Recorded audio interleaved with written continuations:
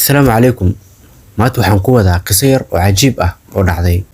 Qisadan fadlan inta ay socoto waxaan ka codsanayaa inaad si fiican u dhageysato muuqaalkan aad like gareyso si dad badan ay uga faa'iideystaan. Qisadu waxay u dhacaysaa sidan.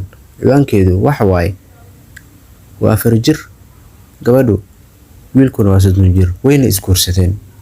dabcan maankaaga wax badan ayaa ku soo dhacaya. fadlan intaan mowduucan u guda gelin waxaan ka codsanayaa inaad channelka haddii aad ku cusub tahay subscribe saarto. haddii aad muuqaalka daawanaysana like garay. mahadsanid.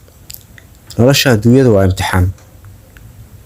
sideedaba marna waa farxad marna waa murugo. aad ayuu inoo saameeyaa markaan aragno qof dhibaataysan ama xanuunsanaya, siiba markaan aragno caruur yaryar misana uu ku dhacay cudurka ugu khatarta badan caalamka. hawaarun gabadhu da'deedu waa 4 jir wiilkuna waa 3 jir wayna isguursadeen. cajiib. qisadan waxay dhex martay gabar yar oo xanuunsanaysa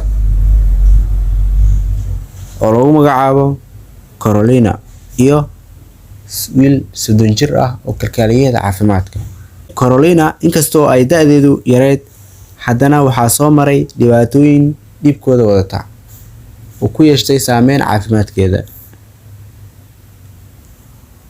waqtigii caruurnimada ay ku qaadan lahayd inay banaanka aado, xilligaas waxaan ognahay caruurta markii ay yaryar yihiin qaarna waxay aadaan banaanka dibadda, qaarna waxay aadaan madaarista si ay wax u soo bartaan, qaarna banaanka ay ku ciyaaraan.